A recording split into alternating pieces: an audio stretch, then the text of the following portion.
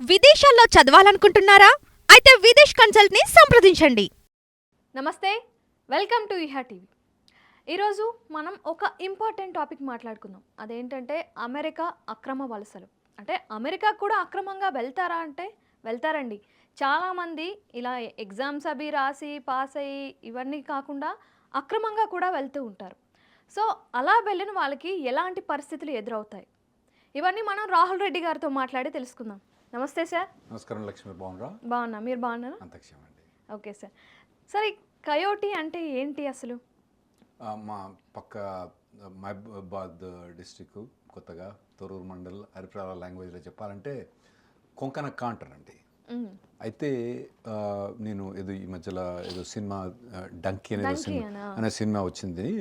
అది England illegal గెట్ల immigration అని చూపెట్టిన అని అన్నారు. యాక్చువల్ వాళ్ళు డాంకీ అన్నదాన్ని వాళ్ళు డంకీ చేసినారట. అయితే అమెరికాలో మాత్రం వీళ్ళని కయోటీస్ అంటామండి మేము. ఎవరైతే ఇల్లీగల్గా ట్రాన్స్పోర్టేషన్ చేసి తీసుకొచ్చే వాళ్ళని కయోటీస్ అంటాం వాళ్ళం. మా అరిప్రాల భాషలో చెప్పాలంటే కొంకనక్క అంటామండి వాళ్ళు. సో వీళ్ళు ఇలా అమెరికాలోకి చొరబడుతూ ఉంటారు కదా. అవునండి. అసలు అలా వెళ్ళొచ్చా? ఎలాంటి అడ్డదారిలో వెళ్తారు వాళ్ళు? వెళ్ళకూడదు, వెళ్ళరాదు. అందరికి అడ్వైజ్ చేసిందంటే అటువంటి సాహసం చేయకండి, మంచిది కాదు, illegal. There are many legal ways. మీరు పోయి ఆడ మంచిగా ఉండొచ్చు, ఇటువంటివి చేయరాదు. కాకపోతే చేసే వాళ్ళు ఉన్నారా అంటే ఉన్నారు. చాలామంది ఉన్నారు. మీకు ఒక స్టాట్స్ చెప్పాలంటే 2019 నుంచి 2024 మటుకు 5 ఇయర్స్లో, అంటే 2023 ఎండ్ మటుకు, అంటే దాదాపుగా 5 ఇయర్స్లో మన ఇండియన్స్ ఇల్లీగల్గా చొరబడటానికి ప్రయత్నించిన వాళ్ళని పట్టుబడ్డ వాళ్ళు చెప్తున్నా. అంటే 5 ఏళ్లలో మన ఇండియన్స్ అటువంటి ప్రయత్నం చేసి ఇల్లీగల్గా బార్డర్ క్రాస్ చేసుకుంటూ పోయే వాళ్ళు 2,50,000 మంది పట్టుబడ్డారండి. మన ఇండియన్స్ 2,50,000 మంది పట్టుబడి వాళ్ళని దేశానికి పంపించినరో లేదని ప్రొవిజన్ చేసినారో. ఇది పట్టుబడిన వాళ్ళు ఎంతమంది మనకు తెలియదు. అంతే. అంటే ప్రతి ఏడాది ఒక 50,000 మంది ఇట్లా ట్రై చేస్తున్నారు. మీకు సింపుల్ ఎగ్జాంపుల్ చెప్పాలంటే F1 ఇటువంటి వీసా మీద పోయేది 1,50,000 అట్లుంటారండి. H1 మీద పోయే వాళ్ళు ఇయర్లీ 40,000-50,000 మంది ఉంటారు. కానీ ఈ ఇల్లీగల్గా పోయే వాళ్ళు పట్టుబడ్డ వాళ్ళే 50,000 మంది ఉన్నారు. ఏది ఎవ్రీ ఇయర్ 50,000 మందిని పట్టుకుంటాను ఇండియన్స్ను. ఇదివరకు ఇంత లేకుండే. ఈ మధ్యలో ఇండియన్స్ కూడా ఇటువంటి ఇల్లీగల్ ప్రయత్నం చేసే వాళ్ళు పెరిగిపోయారండి. అవును. కాదు సార్, ఇప్పుడు అలా ఇల్లీగల్గా వెళ్ళడం వల్ల అమెరికా అనేది చాలా పెద్ద కంట్రీ. అవునండి. మరి అలా ఇల్లీగల్గా వెళ్తే వాళ్ళకి ఏమైనా రిస్క్ ఉంటుంది కదా? మరి ఇల్లీగల్ పోయేటప్పుడు చాలా రిస్క్ ఉంటుందండి. అక్కడ ఆ రిస్క్ చాలా ఘోరంగా ఉంటుంది. అది నేను చెప్తా మీకు తర్వాత. కానీ పోతుంటారు. ఈ పట్టుబడ్డ వాళ్ళ గురించి, ఇది పట్టుబడ్డ వాళ్ళు ఇచ్చిన స్టాట్స్, గవర్నమెంట్ చెప్పిన ఇన్ఫర్మేషన్ ప్రకారం 50,000 మందిని, అంటే ఏడాదికి 50,000 మందిని మేము ఇండియన్స్ పట్టుకుంటామని చెప్తాను వాళ్ళు. అక్కడ చెప్పి వాళ్ళ స్టాట్స్, వాళ్ళు అవన్నీ డాటా ఇస్తాను వాళ్ళు. ఓకే. సో మన ఇండియా నుంచి ఏ ప్లేసెస్ నుంచి ఎక్కువగా అటువైపు వెళ్తున్నారు? అంటే ఏ స్టేట్? నార్మల్గా ఇవంతా ఎక్కువ మేము నార్త్ ఇండియా నుంచి ఎక్కువ చూస్తామండి. నార్త్ ఇండియా, తర్వాత వెస్ట్ గుజరాత్, అటువంటి స్టేట్స్ నుంచి ఎక్కువ ఇల్లీగల్గా పోయే వాళ్ళని చూస్తామండి. మన సౌత్ రాష్ట్రాల నుంచి చాలా తక్కువ మందిని చూస్తామండి. పంజాబు, తర్వాత గుజరాత్, తర్వాత హర్యానా, ఇవి ఎక్కువ చూస్తామండి. కొంత ఉత్తరప్రదేశ్ అక్కడి నుంచి కూడా చూస్తాం. ఎక్కువ పంజాబ్, గుజరాత్ వీళ్ళు ఎక్కువ మందిని చూస్తామండి నార్మల్గా. కాదు సార్, ఇప్పుడు చక్కగా డబ్బులు ఖర్చు పెట్టి చదువుకొని ఎగ్జామ్స్ పాస్ అయ్యి వెళ్ళొచ్చు కదా, మరి వాళ్ళు ఎందుకు అలా అడ్డదారిలో వెళ్తున్నారు? అంటే ఇక మనకు అక్కడ కల్చర్ ఎట్లుందో నాకు ఎక్కువ అంత అవగాహన లేదు. కానీ ఇన్ జనరల్గా ఎడ్యుకేషన్ కొద్దిగా నార్త్లో తక్కువ అని అంటారు. మరి వాళ్ళకు ఎందుకు అట్లా చేస్తారో నాకు తెలియదండి. మరి ఇప్పుడు వాళ్ళకి అక్కడ, నేను ఒకసారి పంజాబ్ పోయినండి. నేను ఆడ పోయి చూసిన అన్ని వీసా సెంటర్స్, వీసా ప్రొవిజన్స్ అవన్నీ డబ్బాలు ఉన్నాయండి. చిన్న చిన్న డబ్బాలు కట్టుకున్నారు. అయితే నేను ఎంక్వైరీ చేసింది ఏంటంటే, వాడు ఫోన్ చేసి ఉంటేనే అడిగినండి, ఇట్లా నేను అమెరికా పోదామని ఏందని. వాడు సింపుల్గా అడుగుతాడు, లీగల్గా అయితే ఇన్ని పైసలు, ఇది ఇవన్నీ ఎగ్జామ్ రాయాలి, ఇల్లీగల్గా అనుకో ఇన్ని పైసలు అంటాడు వాడు. అంటే ఇల్లీగల్గా ఎట్లా అంటే వాడు ఈ రాస్తా చెప్పిండు, కయోటి చూపించినట్టు చెప్పిండు వాడు నాకు. ఓకే. సో ఇల్లీగల్గా ఏమైనా డబ్బులు ఏమైనా తగ్గుతాయంటారా కొంచెం? ఏమైనా అసలే ఇల్లీగల్గా పోవడానికి చాలా కాస్ట్ పడుతుందండి వీళ్ళకు. Legal లీగల్గా పోవడానికి ఒక ఒక పర్సన్ లీగల్గా పోయి మాస్టర్స్ డిగ్రీ కంప్లీట్ చేయడానికి దాదాపు ఒక 50 లక్షలు ఖర్చు అయింది అనుకుందాం. వీడు ఇల్లీగల్గా పోయటానికి కూడా అంతే ఖర్చు అయింది వీనికి. ఓకే ఏది ఎంటర్ కావడానికి. ఓకే మనోడు లీగల్గా పోయి ఎయిర్లైన్ టికెట్ తీసుకొని అడ్మిషన్ తీసుకొని కాలేజ్ పోయి 2 ఏళ్ళు కాలేజ్ చేసి కంప్లీట్ అవుతామని 50 లక్షలు ఖర్చు అయింది. వీడు ఇల్లీగల్గా పోవడానికి కూడా దాదాపుగా అంతనే ఖర్చు అవుతుంది వీళ్ళకు. ఓకే సో అసలు ఈ ప్రాసెస్ అనేది ఎక్కడ మొదలవుతుంది? నార్మల్గా ఏంటంటే వీళ్ళు ఈ ఈ ఏజెంట్స్ ఉంటారు ఇక్కడ ఇండియాలో, ఈ రోగ్ ఏజెంట్స్ అంటారు. అంటే వీళ్ళు వీసా డబ్బా పెట్టుకొని మరి వాళ్ళకి ఎట్లా కనెక్షన్ ఉంటుందో నాకు అంత ఐడియా లేదు.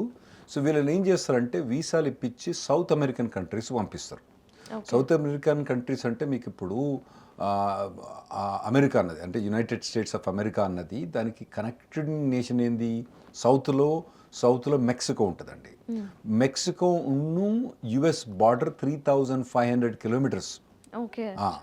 అందులో ఎడార్లు ఉన్నాయి, జంగళ్ళు ఉన్నాయి, రివర్స్ ఉన్నాయి, కాలువలు ఉన్నాయి, గుట్టలు ఉన్నాయి, అన్నీ ఉన్నాయి అన్నట్టు. అటువంటి 3500 కొన్ని జాగాలలో అయితే అక్కడ అసలు 100 కిలోమీటర్ దాకా ఎవడు కనబడాడు. అంత అంత అంత ప్లేస్లు ఉన్నాయి, అటువంటి ప్లేస్లు ఉన్నాయి. సో అవన్నీ యుఎస్ మెక్సికో బార్డర్ అండి, అది 3500 కిలోమీటర్స్ బార్డర్.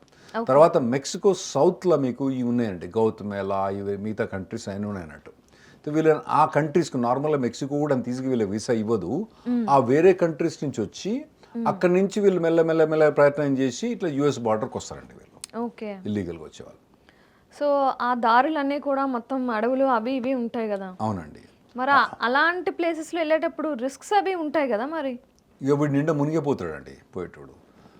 నార్మల్గా నేను వాళ్ళతోటి వీళ్ళు ఇల్లీగల్కి వచ్చిన వాళ్ళతో మాట్లాడిన వాళ్ళు చెప్పిన కథలు ఏంటి హారబుల్ స్టోరీస్ అండి. సో వీళ్ళను నార్మల్గా వీళ్ళకి మొత్తం ఇక్కడ ఉండే దొంగ ఏజెంట్ ఎవడైతే ఉంటాడో వాడు మొత్తం డీటెయిల్స్ చెప్పడు. వాడేమంటాడు, ఓ 10,000 ఇస్తే నేను తీసుకుపోయి అమెరికాలో పడేస్తా అని వాడు ఏదో అంటాడు.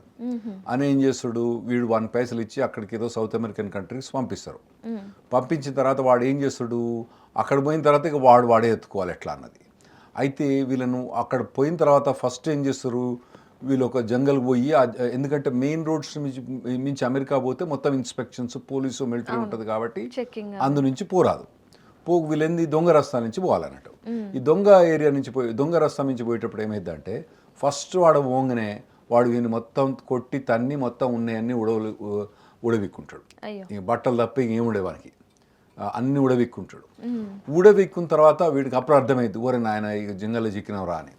అయితే వాళ్ళు అప్పుడు ఏం ప్లాన్ ఇస్తారంటే, ఇప్పుడు సౌత్ అమెరికా ఏదో కంట్రీ నుంచి ఉన్నారనుకోండి, ఏ నుంచి బి తీసుకోపోవాలంటే వానికి పైసలు ఇవ్వాలి. పైసలు ఇస్తే ఏం చేస్తాడు వాడు, పైసలు ఇచ్చిన తర్వాత వాడు మనకు పని చేయడు. ఏమన్నా వాడు దిక్కా ఏమన్నా వాడు అసలే దొంగోడు వాడు పైసలు ఇచ్చిన అనుకో పని చేయడు. అయితే వీళ్ళు అప్పుడు ఏం చేస్తారంటే ఏ నుంచి బి స్పాట్కి పోవాలంటే వానికి మొదలు ఒక డబ్బులు ఇచ్చి మా ఓన్ని బి స్పాట్కి తీసుకుపోతే నీకు ఇంకా ఎక్కువ పైసలు ఇస్తానని వాళ్ళకి ప్రామిస్ చేస్తారు. మొత్తం పైసలు పంపరు. అంటే ఇక్కడ వీళ్ళు చుట్టాలు వాళ్ళు ఉంటారు కదా, ఈ పంజాబ్లో కానీ గుజరాత్ ఉండే చుట్టాలు, వాళ్ళు ఏం చేస్తారంటే ఆ ఏ స్పాట్కు కొంత $1 పంపుతారు, $100 పంపుతారు. ఏ నుంచి బి పోయిన తర్వాత నీకు $2,000 ఇస్తారా అని వాళ్ళకి ప్రామిస్ చేస్తారు అన్నట్టు. వీడిని ఏం చేస్తాడు, ఏ నుంచి బి ట్రాన్స్పోర్ట్ చేసి వాడిని జైల్లో పెట్టినట్టు పెట్టి మళ్ళీ వీడు 2,000 వచ్చిన తర్వాత వాడిని అక్కడ వదిలేస్తాడు. మళ్ళీ బి నుంచి మళ్ళీ సికి మళ్ళీ వేరే వాడిని పట్టుకోవాలి. ఇక తిండి లేక తిప్పల లేక హరి గోసండి వాళ్ళు. మళ్ళీ బి నుంచి సికి పోతారు. అట్లా సి నుంచి అట్లా పోకుండా లాస్ట్కు యుఎస్ బార్డర్కి వచ్చి అప్పుడు వీళ్ళు ఎంటర్ కావడానికి ట్రై చేస్తారండి. అందులో ప్రతి ఏడాదికి 50,000 మంది మన ఇండియన్స్ పట్టుబడుతుండ్రు. పట్టుబడ్డారు అంటే మళ్ళీ గోవింద మళ్ళీ ఫస్ట్ నుంచి మళ్ళీ ప్రాసెస్ అంతా మొదలు పెట్టాల్సిందేనా? అంతే కదా, మళ్ళీ ఇండియాకి వచ్చేస్తారు. అంటే ఇది 50,000 అనేది తెలిసిన లెక్క మాత్రమే, నాకు తెలిసిన లెక్క. ఆ గ్యాప్ లో మరి చనిపోయిన వాళ్ళు లేకపోతే ఇంకేదో చనిపోతే తెలియదు, వాడు ఎక్కడ ఉండదో తెలియదు, ఏమో తెలియదు అని రిస్క్ అయితే ఆడపోయి ఆ తిండి లేకుండా ఏం లేకుండా వాంతడు ఏమైనా కొట్లాడ పెట్టుకుంటే చంపేసిన కానీ దిక్కులేదు. అవన్నీ కొద్దిగా ఆ దొంగ రూట్లు అన్నీ కూడా డ్రగ్ రూట్స్ అంటారు. ఎక్కువ ఈ డ్రగ్స్ ఎక్కువ పోతుంటాయి కాబట్టి అక్కడ ఏం కంట్రోల్ ఉండదు. అక్కడ ఇక వాడిని చంపినా కూడా దిక్కులేదు, ఏం చేసినా దిక్కులేదు. సార్ ఇప్పుడు ఓన్లీ ఈ అబ్బాయిలు ఈ మగవాళ్ళే కాకుండా కొందరు ఫ్యామిలీస్తో కూడా వెళ్తున్నారని విన్నాను. అంటే న్యూస్లో చదివాను ఏంటంటే ఒక ఫ్యామిలీ 2 పిల్లలతో కలిపి వెళ్ళి ఐస్లో కూరుకొని చనిపోయారు ఏ దిక్కు లేకుండా అని. అంటే ఆడవాళ్ళని కూడా తీసుకొని వెళ్తున్నారా వీళ్ళు? కొందరు వాళ్ళు మరి ఏజెంట్లు ఏం చెప్తారో వాళ్ళకు ఏందో తెలియదు, కానీ కొందరు ఆడవాళ్ళని కూడా చూసినండి, వాళ్ళైతే చెప్పే స్టోరీస్ మహాఘోరం అండి. వాళ్ళని ప్రతి ఒక్క దగ్గర సెక్సువల్ అబ్యూస్ చేసి వాళ్ళు యూఎస్కి వచ్చే వాటికైతే ఏడుస్తారండి. అబ్బా, వాళ్ళ బాధలు వాళ్ళు ఇంటనే బాధ అనిపిస్తుంది. అంత ఘోరంగా వాళ్ళ మీద బిహేవ్ చేస్తారండి. కానీ వాళ్ళు మరి ఒకటేం అర్థం కాదంటే మరి ఎందుకు వస్తారనేది ఫస్ట్ అడిగితే మాకు తెలియదండి ఇట్లయితే అని, మాకు వాడు వేరే చెప్పిండని, వాడు మోసం చేసిండని, వీడు మోసం చేసిండని ఏడుస్తూనే ఉంటారు వాళ్ళైతే. అవును, అంటే ఈ ఇక్కడ ఉన్న ఏజెంట్లు చెప్పేటప్పుడు ఇలా వెళ్ళిపోవడమే పూలపాట అన్నట్టు చెప్తారు, కానీ పూలపాట మాదే చెప్తారు. అంత ముళ్ళ మార్గమే ఉంటుంది. ఎవడో ఒకడు అట్లా పూలబాటలో పొయ్యి ఉండవచ్చు, మనకు తెలియదు. కానీ 90% of the people 98% of the people ఇదే బాటలో పోతారండి, నేను చెప్పే బాటలో పోతారు. ఇప్పుడు ఇక్కడ నుంచి అమెరికాకో కెనడాకో వెళ్ళిపోయారు అనుకుందాం. అక్కడ వెళ్ళిపోయాక మరి వాళ్ళు చెక్ చేయరా మీరు ఎందుకు వచ్చారు ఇక్కడికి అని అడుగుతారు కదా. ఒక్కసారి లోపలికి పోయిన తర్వాత, అంటే వాళ్ళు ఒక్కొక్కసారి యుఎస్ బార్డర్ టౌన్స్ దాటిన తర్వాత, బార్డర్ టౌన్స్లో ఏమో మొత్తం చెకప్స్ ఉంటాయి మీకు. అవును, యుఎస్ సిటిజన్స్ అయినా వాళ్ళందరూ కూడా మమ్మల్ని కూడా పోయి అడుగుతారండి, ఏది మీరు ఎక్కడి నుంచి వస్తున్నారు, ఏంది మీ పేపర్ చూపెట్టని అడుగుతారు. ఒకసారి బార్డర్ టైం దాటిన తర్వాత, అంటే ఇప్పుడు మా హ్యూస్టన్ ఇన్నర్ సిటీ అన్నట్టు, డల్లస్ అటువంటి న్యూయార్క్, ఇక ఎవడు అడగడు మనల్ని. ఓకే, ఎవడు అడగడు, పేపర్స్ ఏం అడగడు. మరి అక్కడికి వెళ్ళి వాళ్ళే రెస్టారెంట్లోనో ఎక్కడో పని చేసుకోవాలంటే వాళ్ళు మరి ఏమి ప్రూఫ్స్ అడగరా వాళ్ళని? కొన్ని రెస్టారెంట్స్, కొన్ని హోటల్స్, కొన్ని బిజినెసెస్ వాళ్ళు తెలిసి వీళ్ళని ఎంప్లాయ్ చేసుకుంటారండి. ఇల్లీగల్గా తెలిసి కూడా ఎంప్లాయ్ చేసుకొని క్యాష్ ఇస్తారు వాళ్ళకు. ఎందుకని అలా? ఇక అట్లా అలవాటు పడ్డది అక్కడ ఎకానమీ. అట్లా తక్కువ రేట్కి పని చేస్తారు వీళ్ళు. ఇంకోటి ఏంటంటే వీళ్ళు కొందరు ఏం చేస్తారంటే దొంగ సోషల్ సెక్యూరిటీ నెంబర్ పట్టుకొచ్చుకుంటారు. అంటే దొంగ ఇప్పుడు మన దగ్గర ఆధార్ కార్డు ఉంది కదా, అవును, పాన్ కార్డు ఉంది కదా, పాన్ కార్డు మాదిరి అక్కడ సోషల్ సెక్యూరిటీ నెంబర్ ఉంటుందండి. ఓకే, వాడు ఎవందో సోషల్ సెక్యూరిటీ నెంబర్ తీసుకొచ్చి వీడు వాడుకుంటాడు. వీడు చెక్ ఇస్తే ఆ చెక్ తీసుకుపోయి క్యాష్ చేసుకుంటాడు, బ్యాంక్ లేడు. ఓకే, ఆ క్యాష్ చేసుకుంటాడు, వాడు 100కి 5 రూపాయలు వాడు దొప్పుతాడు. మొత్తం ఫేక్ అంటే ఫేక్ ఐడెంటిటీ క్రియేట్ చేసుకొని ఆ బ్యాంక్ అకౌంట్ పోకుండా వాడు క్యాష్ చేసుకుంటాడు. కొందరు అట్లుంటారు, కొందరు క్యాష్ పని చేసే వాళ్ళు ఉంటారు, కొందరు డైలీ లేబరర్స్ ఉంటారు. ఇప్పుడు మన దగ్గర ఇక్కడ లేబర్ అడ్డాలు ఉంటాయి కదా, అటువంటి లేబర్ అడ్డాస్ ఉంటాయి అన్నట్టు. ఇక్కడ మన దగ్గర లేబర్ అడ్డాస్ పోతే వాళ్ళు మంచిగా దూరం మాదిరి కూర్చొని ఉంటారు, నాయన వస్తావారా అని అర్థం. అక్కడ లేబర్ అడ్డా మీద కారు తీసుకొని పోతే 100 మంది ఇట్లా మొత్తం ఎగబడతారండి. మొదలే కారు మీరు డోర్ మొత్తం బంద్ చేసుకొని పోతాం అక్కడ పోతే, అంటే వాళ్ళ పని కోసం అడుగుతారు, వాళ్ళ ఏం చేయరు. సో ఆ డోర్ తెరసకథం వచ్చి అందులో కూర్చుంటారు వాళ్ళు, నన్ను తీసుకో నన్ను పని చేయించుకోని. అటువంటి అడ్డాలు కూడా ఉంటాయి చాలా. అక్కడ పోయిన తర్వాత వాళ్ళని అడగారండి.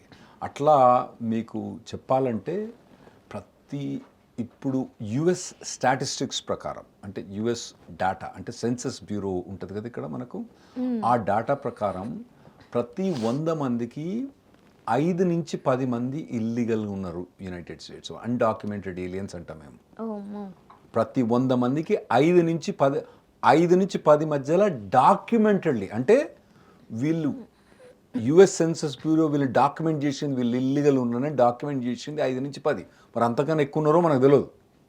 అంతమంది ఇల్లీగల్ ఉన్నారు. అందుకోసమే ట్రంప్ గొడవ చేస్తాడు కదా, వీళ్ళందరినీ పంపిస్తా ఇది అని చెప్పడానికి. అవును, పంపిస్తా అంటున్నా. అండ్ ఆయన గోడ కడదామని అంటున్నారు. మరి 3500 కిలోమీటర్స్ అంటే చాలా ఎక్కువ కదా. అయితే ఇప్పుడు వాళ్ళు గోడ కొడతామని ట్రంప్ అంటారండి. అవును, గోడ కడితే ఏం లాభం? నువ్వు 10 ఫీట్ల గోడ కడతావు, వాడు ఏం చేస్తాడు 12 ఫీట్లని చెనుకుంటాడు. దానివల్ల లాభం ఏముంటుంది?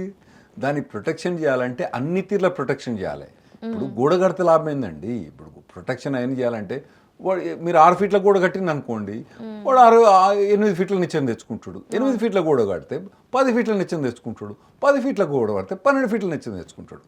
అని గోడ కట్టేంత మాత్రం లాభం లేదు. దానికి ఓవరాల్ కాంప్రహెన్సివ్గా చేయాలి, అది వేరే విషయం. కానీ అది 3500 కిలోమీటర్స్ గోడ కట్టాలంటే కష్టం. గోడ కట్టినా కానీ ఆవుగవు, కింద సొరంగాలు పెట్టుకొని పోతారు, పొక్కలు పెట్టుకొని పోతారు, నిచ్చెన వేసుకొని పోతాడు.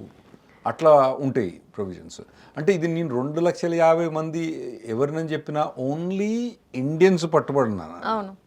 మన దేశస్తులు చాలా తక్కువ మంది ఇంకా గోడ మిగతా దుక్కు మిగతా పెట్టారు. దేశాలు కూడా చాలా ఎక్కువ. మెక్సికో అయితే మిలియన్స్లలో అంటే దగ్గర కదా వాళ్ళు.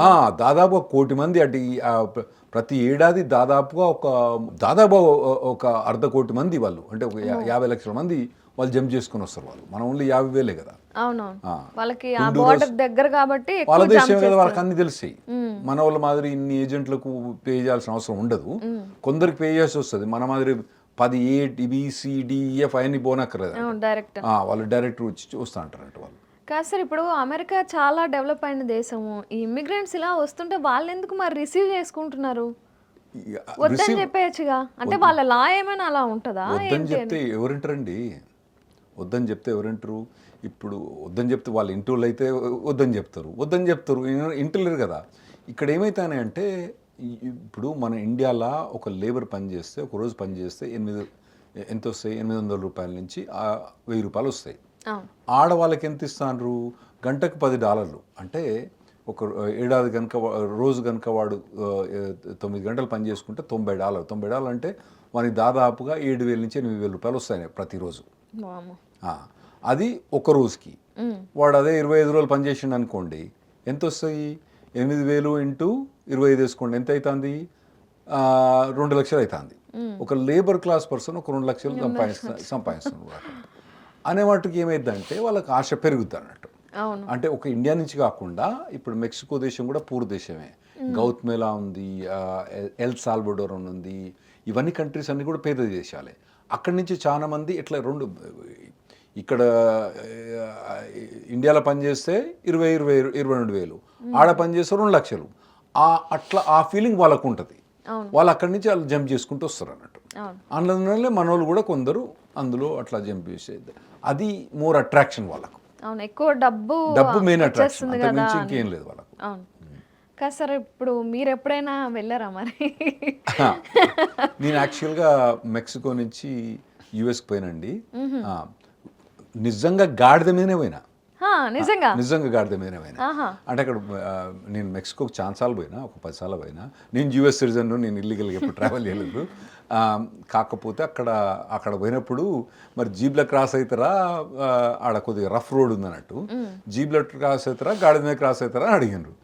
గాడిద మీద ఎప్పుడు గాడిద ఎక్కలేదు కదా అని చెప్పి గాడిద మీద క్రాస్ అయితే నేను మా ఫ్యామిలీ చిన్నపిల్లలతో, అంటే వేరే చిన్నపిల్లలతో సహా అందరం తలా ఒక గాడిద తీసుకొని గాడిద ఎక్కి గాడిద మీద క్రాస్ అయినామండి. అంటే మీరంటే లీగల్ గా వెళ్ళారు కాబట్టి సేఫ్ గా వెళ్ళారు. ఈ కయోటీలకు పైసలు ఇవ్వాల్సిన అవసరం లేదు. గాడిదలు మంచిగా $10 ఇస్తే మంచిగా గాడిద ఎక్కి తీసుకుపోయి అమెరికాలో దింపిండు వాడు. ఓకే. కాదు సార్, ఇప్పుడు లీగల్ గా ఏమైనా ప్రాబ్లమ్స్ వస్తాయంటారా? అంటే మీరు లాయర్ కాబట్టి మీ దగ్గరికి ఇలాంటి కేసెస్ చాలా వస్తాయి కదా. అయితే వీళ్ళకు 1997 ముందు వీళ్ళకు ప్రొవిజన్ ఉండే అండి. ఇటువంటి ఇల్లీగల్ వాళ్ళకు కూడా గ్రీన్ కార్డులు వచ్చాయి అంతకుముందు. వాళ్ళకు కూడా గ్రీన్ కార్డ్ వచ్చేది. That's right. ఏప్రిల్ 1, 1997లా వీళ్ళ గ్రీన్ కార్డ్ ఇవ్వడం బంద్ చేశారండి. అంటే ఏప్రిల్ 1, 1997, ఏప్రిల్ ఫూల్స్ డే 1997లో వీళ్ళ గ్రీన్ కార్డ్ ఇవ్వడం బంద్ చేసిండు. మా లా ఆఫీసు ఏదైతే రెడ్డి న్యూమన్ బ్రౌన్ లా ఆఫీస్ ఉందో, మేము యాక్చువల్గా మా ఆఫీస్ మొదలుపెట్టింది కూడా ఎప్పుడైతే ఆ లా పాస్ అయిందో, ఆ ఎగ్జిక్యూషన్కి వచ్చిందో April fools day, April fool 1997లా అప్పుడు మేము లా ఆఫీస్ మొదలుపెట్టినాం. అయితే ఇంతకుముందు ఉండే ఆ ప్రొవిజన్స్ క్లోజ్ చేసిండు అన్నట్టు. అటువంటి ప్రొవిజన్స్ ఇప్పుడు వీళ్ళకు లీగల్ అవ్వడానికి ఛాన్స్ లేదు, వీళ్ళకి ప్రొవిజన్స్ లేవు.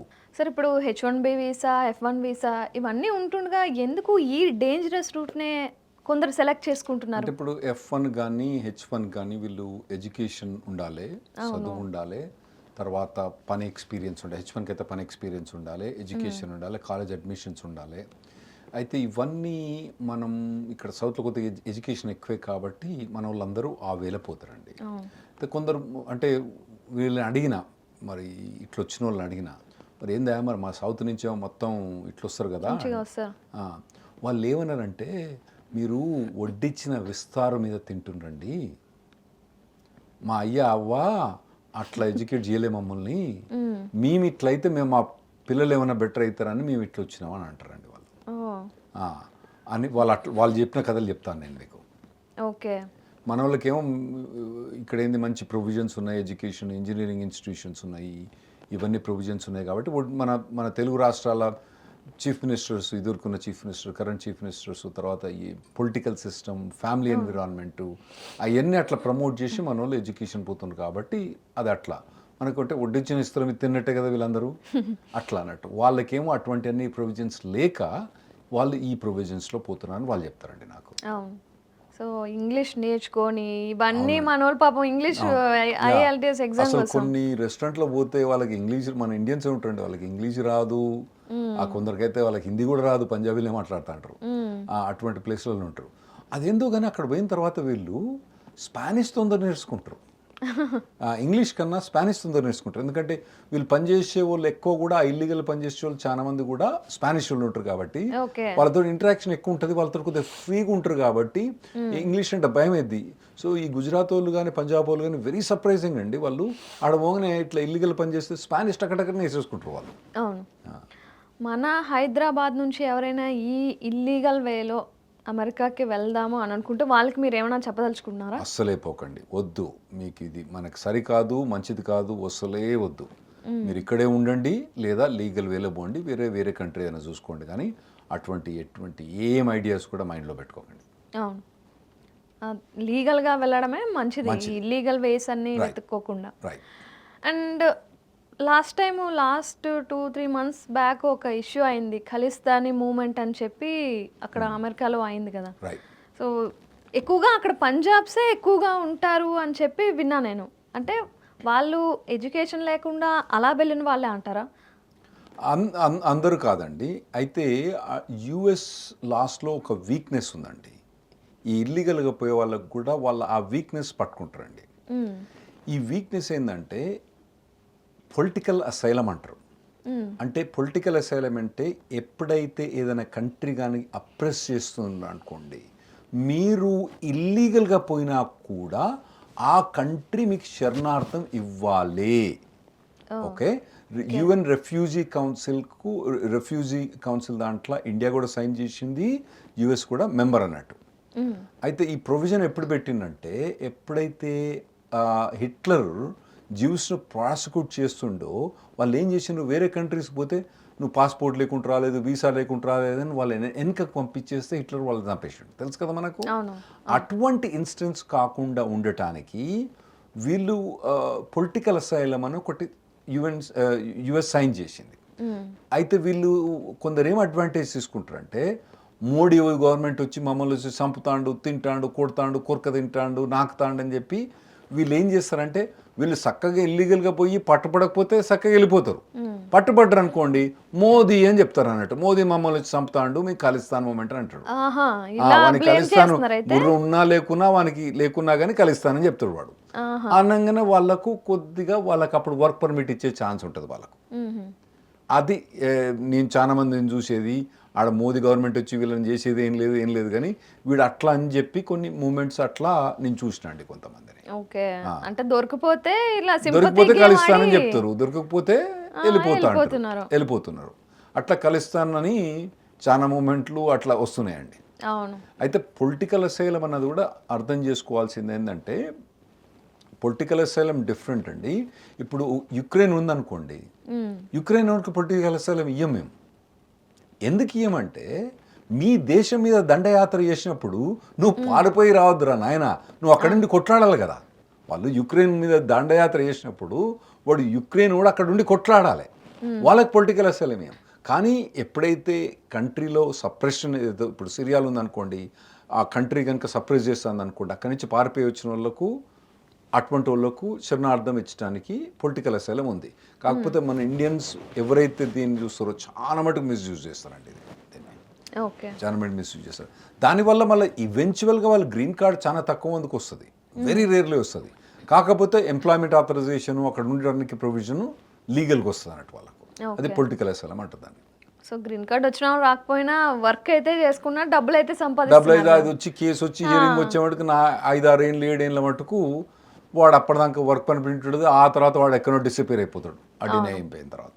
ఓకే, ఇప్పుడు బార్డర్స్ దగ్గర దొరికిపోయారు అనుకుందాం, వాళ్ళు ఎలాంటి కాన్సిక్వెన్సెస్ ఫేస్ చేస్తారు? ఇప్పుడు 2 ప్రొవిజన్స్ ఉంటాయండి. ఒకటేందంటే బార్డర్ దగ్గర దొరికితే ఎంబడే తీసుకుపోయి వాళ్ళు బయట వేయచ్చు వాళ్ళని, పోయి మళ్ళీ మెక్సికోలో వదిలిపెట్టచ్చు వాళ్ళని. లేదా అంటే వాళ్ళు డిటెన్షన్లో పెట్టి డిపోర్టేషన్ ప్రొసీడింగ్స్ పెట్టి వాళ్ళని తీసుకొచ్చి ఇండియాలో పడేస్తారండి, మళ్ళీ ఇండియాకి పంపిస్తారు. అప్పటికప్పుడు ఇండియన్ కౌన్సిలేట్ కాల్ చేసి ఇండియన్ కౌన్సిలేట్ వాళ్ళకి ప్రొవిజన్ పెట్టి వాళ్ళని తీసుకుపోయి ఇండియాలో వేస్తారు. ఈ రెండు ప్రొవిజన్స్ ఉంటాయి, ఎంబడే బయటికి పంపడం, లేదా అంటే డిటెన్షన్లో పెట్టి మళ్ళీ ఇండియాకి పంపించడం. ఓకే, ఇప్పుడు ఇక్కడ నుంచి మన ఇండియా నుంచి అక్కడికి వెళ్ళాడు, వెళ్ళి నాకు మోదీ వాళ్ళ థ్రెట్ ఉంది సో అండ్ సో చెప్పాడు. సో వీళ్ళు ఇక్కడ నుంచి ఇండియాకి పంపించేస్తారు. మరి వాడు ఇండియాకి వచ్చాక మళ్ళీ ఏం చేస్తాడు అంటే ఇప్పుడు అబద్ధం చెప్పినట్టే కదా మరి. ఇండియా వోంట్ కేర్ అండి, ఇవన్నీ పట్టించుకోదు మోదీ గవర్నమెంట్, ఇవన్నీ పట్టించుకోదు. ఏం చేస్తుంది, ఎక్కడికైనా మోదీ గవర్నమెంట్ వాళ్ళ మీద పోతుందా? పోతలేదు, వాడేది అక్కడ పోయి అబద్ధం ఆడతాడని వీళ్ళకి తెలుసు. అవును, నిజం చెప్తాడని వాళ్ళకి. అంటే మరి అబద్ధం ఆడితే దేశద్రోహం అలాంటివి ఏమైనా కేసెస్ ఏమైనా పెడతారా అని? లేదండి, ఏం పట్టించుకోరు. ఓకే, ఎన్ని పట్టించుకుంటారండి, ఎన్ని కేసులను పట్టించుకుంటారు. వాళ్ళకి వేరే ప్రొవిజన్స్ ఉన్నాయి కదా, పోలీస్ యంత్రాంగాన్ని ప్రతి చిన్నదానికి వాడితే బాగుండదు కదా, పెద్ద పెద్ద వాడికి పడితే ఇటువంటి అన్ని వాళ్ళు. కానీ ఇండియన్ గవర్నమెంట్ అక్కడ కౌన్సిలేట్ మాత్రం ఇటువంటివన్నీ సీరియస్గా తీసుకొని ప్రమోట్ చేయదు. మన ఇండియన్ కౌన్సిలేట్ ఇటువంటి వాళ్ళని ప్రమోట్ చేయదు, ఎక్స్పైరేటెడ్ రిమూవ్ చేయడానికి ప్రొవిజన్కి మొత్తం చేస్తుంది. అదే మెక్సికన్ గవర్నమెంట్ కొద్దిగా ఇటు అటు ఉన్నట్టు ఉంటుంది, మన గవర్నమెంట్ మాత్రం ప్రమోట్ చేయదు ఇటువంటి యాక్టివ్స్ ఏవి, ఎంకరేజ్ చేయదు. అక్కడ పోవడానికి, అక్కడ ఇల్లీగల్ పోవడానికి అసలు ఎంకరేజ్ చేయదు. మన గవర్నమెంట్ లీగల్ పోవడానికి చాలా ఎంకరేజ్, చాలా ప్రతి స్టేట్ గవర్నమెంట్ అన్ని చేస్తూనే ఉంటుంది, మంచిది, అట్లా చేస్తూనే ఉండాలి. సరే, ఈ కయోటీస్ ఉన్నారు కదా, వాళ్ళకి ఇండియన్ ఏజెంట్స్ ఏమైనా హెల్ప్ చేస్తారా? అంటే మన ఇండియన్ వాళ్ళు కూడా అలా ఏజెంట్స్గా ఉంటారు ఈ ప్రాసెస్లో? కనెక్షన్ ఉంటుందండి, ఉంటుంది. ఎందుకంటే నేను ఒకసారి పంజాబ్ పోయిన ఫిరోజ్పూర్ డిస్ట్రిక్ట్ పోయేటప్పుడు జలంధర్ అయినా పాస్ చేసుకుంటూ పోయినప్పుడు పుట్టిన వాళ్ళు అన్ని ఎన్ని రోడ్ల మీద అన్ని అడ్వర్టైజ్మెంట్లు ఉన్నాయి. కాల్ చేసిన వాళ్ళు అడిగినా, ఏంద్రా నాయనా మరి ఎట్లా పోవాలి, నేను మరి చదువులేదు గిలేదు అంటే వాళ్ళు చెప్పినారు, ఇల్లీగల్ పంపిస్తామండి, ఇట్లా ఈ కంట్రీ నుంచి ఆ మొత్తం చేసి చెప్పాను. కనెక్షన్ ఉంటుంది. మరి ఆల్ ద వే యుఎస్ దాకా పంపిస్తారా అంటే అది పంపించరు, వాడు ఎక్కడనో ఏ స్పాట్ వదిలేస్తాడు, కథ అక్కడి నుంచి వీడే ఈదుకుంటూ రావాల్సిందే ఇక్కడికి. సో ఈ ప్రాసెస్లో ఇక్కడ నుంచి ఒక దగ్గరికి, అక్కడ నుంచి ఇంకో ప్లేస్కి అలా సెపరేట్ పీపుల్ ఉంటారు. ఎందుకంటే ఫస్ట్ వాడు ఓంగనే మిమ్మల్ని కొట్టేసి వాడు మొత్తం డబ్బులు తీసేసుకుంటాడు, మీకేం ఉండదు ఇక. అయ్యో, దారుణం అది. అంతే, మళ్ళీ మా దగ్గర మీద డబ్బులు ఉంటే మళ్ళీ వాడు కూడా తీసుకుంటాడు. సో మీ దగ్గర బాడీ మీద మీ దగ్గర డబ్బులు కానీ ఏ గోల్డ్ కానీ ఏది ఉంటే కథం చేసి పడేస్తారు, ఉండదు. సో అక్కడ ఏం చేస్తారంటే వీళ్ళు పోయినప్పుడు చుట్టాలతో మాట్లాడి వెస్ట్రన్ యూనియన్ ద్వారా డబ్బులు పంపిస్తున్నట్టు, మళ్ళీ ఒక్కసారి డబ్బులు పంపిస్తే మళ్ళీ కథం. కానీ కొన్ని దగ్గర ఎట్లుంటుందంటే వాళ్ళని తీసుకుపోయి వాళ్ళ జైలు కాదు, మన కిడ్నాప్ చేసి పెట్టి డబ్బులు కూడా వసూలు చేస్తారు చుట్టాల దగ్గర నుంచి. అన్నీ ఒడుకులు తెచ్చుకుంటా కొందరు వస్తారు, మరి వాళ్ళకి ఏం కర్మో ఏందో మరి. అంతే, ఇంకా అంటే అమెరికా లగ్జరీ లైఫ్ అది ఎలా అయినా చూడాలి అని చెప్పి ఇవన్నీ చేస్తూ ఉంటారు. కానీ సార్, ఈ ప్రాసెస్లో ఇప్పుడు హ్యూమన్ ట్రాఫికింగ్, ఉమెన్ ట్రాఫికింగ్ కూడా జరుగుతూ ఉంటాయి కదా మరి. ఉంటాయండి, అంటే లెక్కలు ఉండవు కదా ఎవరు ఏంటి అనేది. ఉంటాయండి, అటువంటివి కూడా జరుగుతాయి. మన ఇండియా నుంచి తక్కువే కానీ వేరే దేశాల నుంచి బాగానే జరుగుతాయండి అటువంటివన్నీ బాగానే జరుగుతాయి. అమ్మాయిలను అయితే వ్యభిచారం వాటిలో దించడం అటువంటి ఉంటుంది, ఎక్కువ కాకుండా తక్కువ. వాళ్ళకి డ్రగ్స్ ఎక్కువ అక్కడ, మెయిన్లీ ఉమెన్ ట్రాఫికింగ్ కన్నా డ్రగ్స్ ఎక్కువ ఉంటుంది బాగా. ఓకే, ఒక ఎక్స్ అనే పర్సన్ ఇండియా నుంచి అమెరికాకి వెళ్ళిపోయాడు అనుకున్నాం, ఇల్లీగల్గా వెళ్ళిపోయి అక్కడ సెటిల్ అయిపోయాడు, బాగానే డబ్బులు సంపాదించాడు. వాడు మళ్ళీ రిటర్న్ ఇండియాకి రావాలి అనుకుంటే అప్పుడు ఏం చేస్తాడు? వెళ్ళేటప్పుడు ఎలాగో కష్టాలు పడి వెళ్ళిపోయాడు, వచ్చేటప్పుడు ఎలా వస్తాడు? 2 ప్రొవిజన్స్ ఉంటాయండి. నార్మల్గా వీళ్ళు తన్ని కొట్టి తీసినప్పుడు అన్ని తీసుకుంటారు కానీ పాస్పోర్ట్ తీసుకోరు మనకి, ఎందుకంటే పాస్పోర్ట్ వాల్యూ లేదు.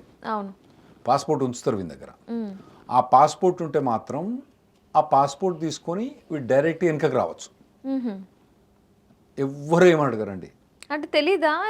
తెలిసినా కానీ వాడు వెళ్ళిపోతాడు కదా, వాడిని ఎందుకు పట్టుకుని. ఇప్పుడు వాడిని పట్టుకొని తీసుకోపోయి అని జైల్లో పెట్టి మన మేత పెట్టి 4 రోజులు మన మేతలో పెట్టి జడ్జి దగ్గర తీసుకుపోయి అవన్నీ చేసింది అనుకని వాడే పోతాడు కదా, పోనిస్తారు. ఏం మాట్లాడరు వాళ్ళు. వాడు నువ్వు 5 ఏళ్ళు ఉన్నావు, 10 ఏళ్ళు ఉన్నావు, ఏమున్నావు, వాడు ఏం మాట్లాడు. అయితే ఇప్పుడు నేను చెప్పిన కొట్టి తిట్టి తంతరని చెప్పిన కదా, అలా పాస్పోర్ట్ కూడా పోద్ది అనుకుందాం. పోతే ఏమైందంటే వీళ్ళు ఇండియన్ కాన్సులేట్ దగ్గర పోయి ఇండియన్ కాన్సులేట్ ఒక లెటర్ ఇష్యూ చేస్తుందండి. వీళ్ళు మా ఇండియనే, వీనికి పాస్పోర్ట్ లేదు, అయినా కానీ వీని అలౌడ్ ట్రావెల్ అని చెప్పి అలౌ చేస్తారు. ఓకే. అటువంటి లెటర్ ఇష్యూ చేసినప్పుడు వాళ్ళు అది తీసుకొని ఎయిర్లైన్స్కి పోయి అక్కడి నుంచి డైరెక్ట్ ఫ్లైట్, అంటే యుఎస్ నుంచి డైరెక్ట్ ఫ్లైట్స్ మాత్రమే, ఏది దుబాయ్ కానీ యూరోప్ కానీ ఇటువంటి ఫ్లైట్స్లో పోరాదు వాళ్ళు. మళ్ళీ స్ట్రైట్ ఫ్లైట్స్ అంటే నార్మల్ ఎక్కడనే అంటే మీకు షికాగో నుంచి, తర్వాత న్యూయార్క్ నుంచి, శాన్ ఫ్రాన్సిస్కో ఏరియా నుంచి డైరెక్ట్ ఇండియా ఫ్లైట్స్ ఉన్నాయి అన్నట్టు. ఓన్లీ నాకు తెలిసి ఢిల్లీ, బాంబే ఈ 2 సిటీస్ మళ్ళీ మిగతా సిటీస్, ఆ సిటీస్కి ఫ్లై కావచ్చు వాళ్ళు. ఆ లెటర్ తీసుకొని ఫ్లై అయ్యి వస్తారండి వాళ్ళు. అప్పుడప్పుడు ఆ ఇంటర్నల్ ట్రావెల్ కూడా వాళ్ళ దగ్గర పాస్పోర్ట్ ఉండదు. అంటే వాడు ఫ్లోరిడా ఉండనుకోండి, ఫ్లోరిడా అంటే మనకి ఎయిర్లైన్స్ ఎక్కడి నుంచి పోతుంది, మన ఇక్కడి నుంచి పోతే మన ఈ న్యూయార్క్ కానీ షికాగో అని పోవాలి. ఫ్లైట్లు ఎక్కరాదు, ఎందుకంటే మనకి ఐడి లేదు. అవును. అబ్బా వాళ్ళ హరి కోసం మళ్ళా అక్కడి నుంచి అక్కడ పోవడానికి ఏమో తంతంగాలు చేసిపోతారండి. ఒక ఏరియా నుంచి మళ్ళీ న్యూయార్క్ కానీ షికాగో కానీ అక్కడ పోయిన తర్వాత కాన్సులేట్ పర్మిషన్ తీసుకొని లెటర్ తీసుకొని ఆ లెటర్ తీసుకున్న తర్వాత ఎంబడి పంపిస్తారు. ఇంకొందరు ఎట్లుంటుందంటే వాడిని తిన్ని తట్టి తరిమినా కూడా వాని పాస్పోర్ట్ ఉంటుంది. పాస్పోర్ట్ ఉంటుంది కానీ పాస్పోర్ట్ ఎక్స్పైర్ అయింది. అవును. ఎక్స్పైర్ అయితే మన ఇండియన్ గవర్నమెంట్ ఏం చేస్తుందంటే ఈ పాస్పోర్ట్ ఎక్స్పైర్ అయిన వాళ్ళకు వీసా లేకపోతే, లీగల్ స్టేటస్ లేకపోతే ఎక్స్టెండ్ చేయదు. అంటే వాళ్ళ ప్రొవిజన్ ఏంటంటే నువ్వు ఇక్కడ ఇల్లీగల్గా ఉండటానికి మేము ఎంకరేజ్ చేయమని వాళ్ళు ఇండియన్ వాళ్ళు ఎక్స్టెండ్ చేయరు. అంటే మేమేమంటామంటే అరే నువ్వు వాడు ఇండియన్ కదా, వాడు ఇండియన్ అన్నప్పుడు నువ్వు పాస్పోర్ట్ ఇవ్వడానికి ఇబ్బంది ఏంది, మిగతా దేశాలు ఇస్తానే మనం ఎందుకు ఇస్తామని మేము ఆర్గ్యుమెంట్ చేస్తాం. కానీ వాళ్ళు వినరు, మేము చెప్పింది వినరు. వాళ్ళకి ఇయర్ పాస్పోర్ట్. అప్పుడు ఏం చేస్తారంటే అప్పుడు కూడా సేమ్ అదే ఒక లెటర్ తీసుకొని షికాగో నుంచి కానీ, శాన్ ఫ్రాన్సిస్కో నుంచి కానీ, న్యూయార్క్ ఏరియా నుంచి డైరెక్ట్ ముంబై కానీ, ఢిల్లీ కానీ ఫ్లై చేసి వస్తారండి. ఓకే. మరి యుఎస్ గవర్నమెంట్ ఈ కయటిస్ మీద ఎలాంటి చర్యలు ఏం తీసుకోదా? వాళ్ళు కొందరు పట్టుకునే వాళ్ళని పట్టుకుంటుంది, కానీ చాలా మంది మెక్సికో నుంచి ఆపరేట్ చేస్తూ ఉంటారు కదా, పట్టుకునే వాళ్ళు పట్టుకుంటారు, ఏం చేస్తారు మళ్ళీ జైలు వేస్తారు, పోయిన తర్వాత మళ్ళీ పోతారు. ఎందుకంటే వాడు అక్కడ మెక్సికో నుండి సంపాదించేది లెట్సే ఏడాదికి వాడు ఒక 10 లక్షలు 5 లక్షలు సంపాదించడం అనుకుందాం. ఇంట్లో పెట్టిండు అనుకోండి మనకి 50 కోటి రూపాయలు సంపాదిస్తాడు, వానికి అది ఆశ. సో అట్లా చాలా మంది కయోటిస్ అటువంటి వాటిలో ప్రమోట్ అయి ఉంటారు, పట్టుకుంటారు. వీళ్ళు బార్డర్ దాటించేటప్పుడు ఇట్లా చేయి పట్టుకొని తీసుకొని ఏం బోరు వీళ్ళని వదిలేస్తారు, ఇట్లా వేసుకొని ఇట్లా బొమ్మంటారు అంతే. అట్లేమి ఇట్లా చెయ్యి పట్టుకొని బోరు వాళ్ళ ఆడ పోయి ఒక 4 గ్యాలన్ల వాటర్ ఇచ్చి నడువు ఒక 30 కిలోమీటర్ నడువు అక్కడ పోయిన తర్వాత బార్డర్ పోయిన తర్వాత ఇట్లా పోని చెప్తారు తప్పితే ఇట్లా చెయ్యి పట్టుకుని తీసుకొని పోరు వాళ్ళని. ఈ మరి ఇన్ని కంట్రీస్ ఇన్వాల్వ్ అయి ఉంటాయి కదా, మరి ఇంటర్నేషనల్ లాస్ అవి కూడా ఉంటాయి కదా, వాటన్నిటి వల్ల వీళ్ళకి ఎఫెక్ట్ అవ్వదా? ఎవరికి? కయోటిస్కి. ఇక దొంగలు ఉంటారండి, అంతట్లా ఉంటారు దొంగలు. ఎప్పుడైతే డబ్బులు వాళ్ళకు వస్తాయో ఇటువంటి వాళ్ళు ప్రమోట్ ఎక్కువ అవుతారు. అవును. ఇప్పుడు ఒక తలను కోసేస్తే ఇంకా 10 తలలు వెళ్తాయి, అట్లా అయితేనే ఉంటుంది. అంటే డబ్బు ఆశ, ఇంకా మా వాడు అక్కడికి వెళ్ళి సెటిల్ అయిపోయాడు, మనం కూడా వెళ్దాం. ఓకే సార్, ఇప్పుడు వాళ్ళు వెళ్తూ ఆ మార్గ మధ్యలో ఎక్కడో చిక్కుకుపోయారు అనుకుందాం. అప్పుడు వాళ్ళు ఎలాగో ఫ్యామిలీ మెంబర్స్ కాల్ చేస్తారు కదా మన ఇండియాలో ఉన్న వాళ్ళకి. సో వాళ్ళని ఎలా ప్రొటెక్ట్ చేసుకోవాలి మన ఇండియన్ వాళ్ళు? కష్టం అండి అది లీగల్, ఎందుకంటే వీడు ఆల్రెడీ వాళ్ళ కస్టడీలు ఉంటారు. ఇప్పుడు ఏ నుంచి బీకి పోవాలి, బి నుంచి సికి పోవాలి, సి నుంచి డీకి పోవాలి, డి నుంచి వాడిని వదిలిపెట్టాలంటే వీళ్ళు డబ్బులు ఇవ్వాలి వీళ్ళకు. ర్యామ్సమ్ ఇస్తేనే వాడు వదిలిపెడతాడు, ఇంకొద్ది డబ్బులు ఇస్తే ఏ నుంచి బీకి పోగలుగుతాడు. అందులో నేనేం అడ్వైజ్ చేయలేను, ఎందుకంటే లీగల్ నేను లాయర్ కదా, ఏం అడ్వైజ్ చేయలేను.